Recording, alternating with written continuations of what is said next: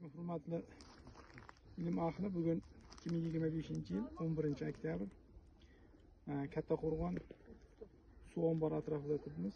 Bugun shu Kattaqo'rg'on suv ombori atrofidagi tuproqlarning o'zgarishi, bu yerda gidromorfizm, sho'rlanish, tuproqlarning fizik-kimyoviy xossalarini o'zgarishi bo'yicha gaplashamiz sizlar bilan. Mana Kattaqo'rg'on suv ombori atrofidagi sug'oriladigan yerlarning holati. Mana bu yerda shu 2025-yilda iyun oyida kelgan edik. Kelganimizda makka jo'xori bilan kungaboqar ekilgan edi. Lekin mana bu yerda hosil bo'lmagan, tashlab ketgan fermer xo'jalik bilan ancha gaplashgan edik. Bu yerda nima eksam ham, nima qilsam ham bu yerda hosil ololmayapman degan edi. Mana shu yerdan hamma narsa ekkan, lekin hech narsa hosil bo'lmagan edi. Kungaboqarlar vegetatsiyasini tugatmasdan qurib nobud bo'lmagan. Ular hosil bo'lmagan. Endi buni sababi bor. Mana hozir 2025-yilda oktyabr oyida turibmiz. Oradan vaqt o'tdi, hosil ololmadi. Bu aniqida o'sha kelganda aytgan edik. Sabab mana bu yerda uzoqda baland yer turibdi, mana baland yer. O'sha yer balandligida bo'lgan bu turgan joyimiz. Ya'ni 1950-yillarda. O'sha 1941-yilda boshlangan suv omborini qurish, O'zbekistonda birinchi suv ombori 41-yilda boshlangan. Qurish boshlangan paytda o'sha 45-50-yillarda bu yerlarda surib, demak o'rtacha 5 metr yerni ustini qatlamini surib, to'g'rida turgan suv ombori. Shu suv omboriga dambani ko'tarish maqsadida olib borilgan shu yerdagi tuproqlar. Natijada bu yerda o'sha tuproqni pastki qatlamini qo'ygan, ya'ni 5 metrdan pastga ona jinsga yaqin qatlam bu yerda qolganda, shundan keyin 1950-yildan hozirgacha mana oradan 70 yil o'tibdi. 70 yildan buyon bu yerlar endi sekin-sekin tuproq shakllanishi ketyapti. Lekin tuproq hosil bo'lmagan bu yerda. Ya'ni tuproq hosil bo'lish shakllanmagan. Ya'ni to'liq shakllanib, undor tuproq bu yerda mavjud emas. Endi mana tuproq hosil bo'lyapti. Lekin bu yer bo'lib, onajis tuproq gruntlar desak to'g'ri bo'ladi. Ya'ni u balandlikdagi, ya'ni avval surilmagan yer kabi bu yerda yer emas. Ya'ni undor tuproq qatlami olib ketib dambaga ishlatilgan. Undor qatlamini 5 metr pastdagi qismi. Shuning uchun bu yerda makka jo'xori ekilgan bo'lmagan.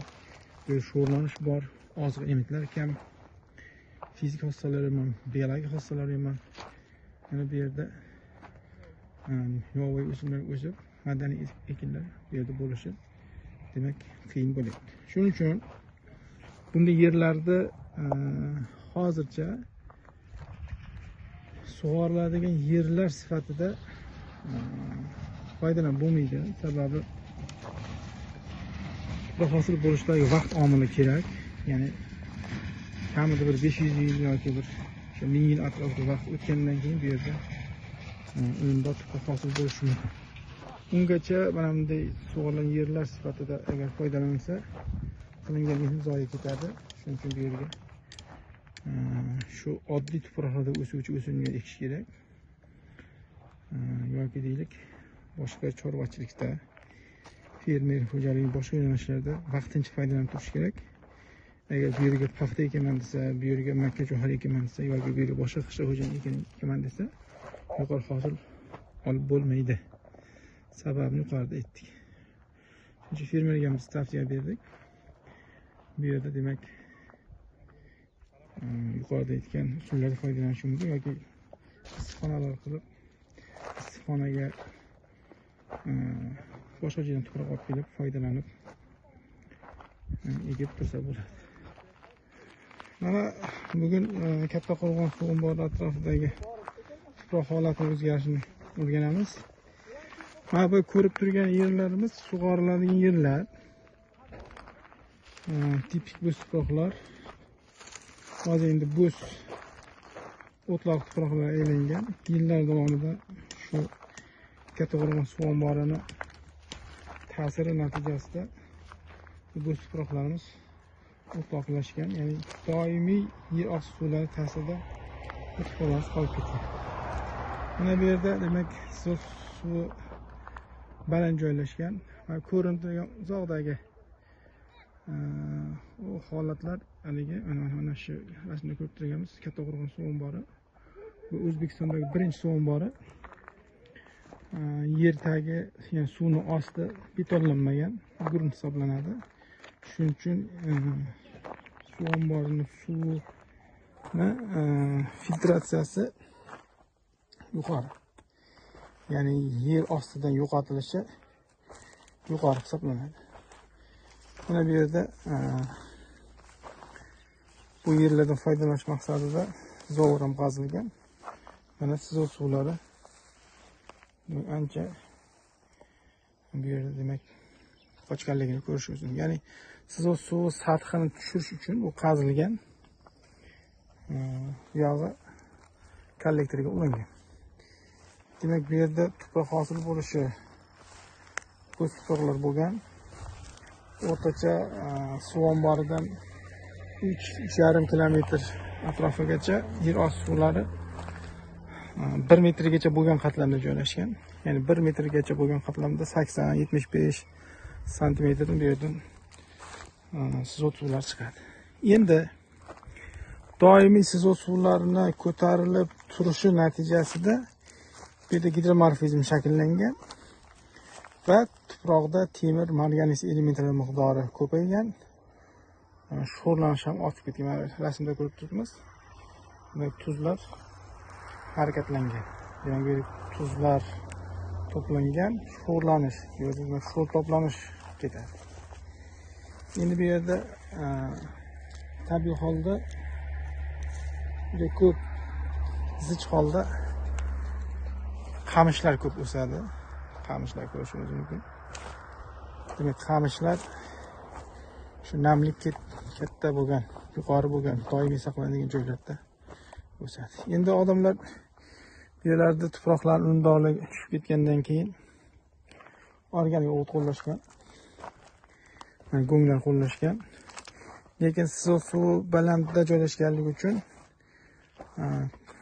ayrim mevali ko'chatlar, bog'lar bu yerda ildizi chirib bo'lmaydi. Paxta ham bu yerda ekish yuqori hosil bermaydi, chunki paxta ham o'q ildizli bo'lganligi uchun ildizlar chirib ketadi. Shuning uchun bu yerda jeda, bug'doy, asosan chorvachilikka ko'p yem-hashak sifatida bu yerda foydalanadi. Boshqa o'simliklar bu yerda demak yer osti suvi ko'tarilib ketganligi uchun suv ombori ta'sirida chirib ketadi. Mana bu yerda beda ekishgan. Qolganlarini beda etaylab qo'yishgan. Demak, bu yerda tuproqning fizik xossalari ham buziladi, havo rejimi buziladi, yirik kesaklar ko'payadi, mayin kesaklar kamayib ketadi. Organik uglerod bu yerda kamayadi, mikroorganizmlar kamayadi. Mana bu yerda qamishlarni ko'rishingiz mumkin. Odamlar yashaydigan joy, sug'oriladigan yer. Endi bugungi tadqiqotlarimizda biz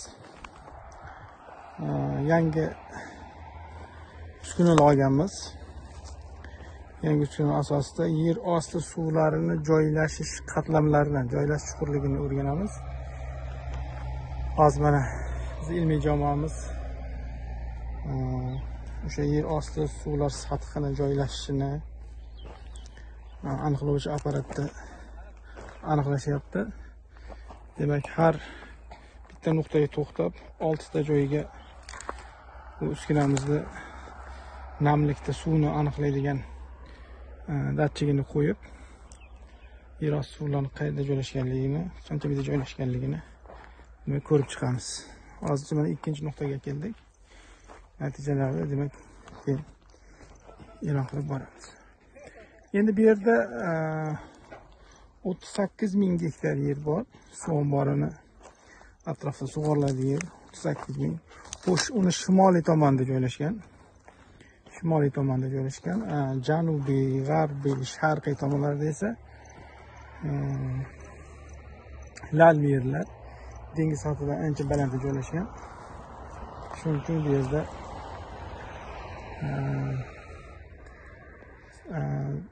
tuproqlarni o'zgarishga uchrashi shimoliy tomonda kuchliroq. Nariga 3 ta shimol, g'arb, janub tomonda tuproqlarning o'zgarishi birmuncha uncha ta'sir qilmagan. Suv bor, sababi dengiz sathidan ular ancha balandda, 580-590 metr balandda joylashgan. Dehqonchilik qilmaydi. Endi shimoliy tomonda esa ko'rib turgan yerlarimiz bu yerda dehqonchilik qilinadi.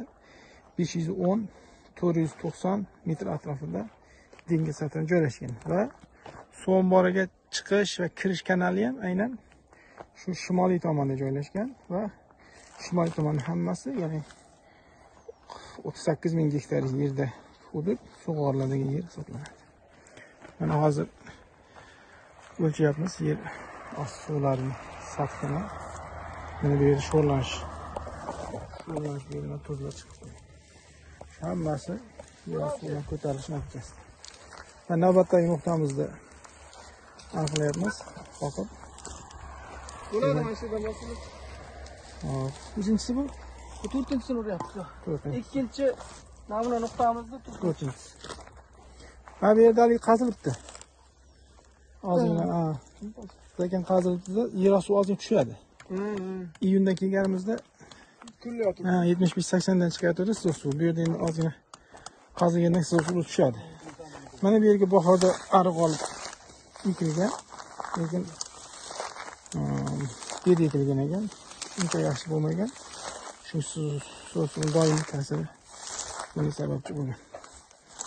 Mana yangi apparatlarimiz hozir suvlarini demak sathini aniqlayapmiz.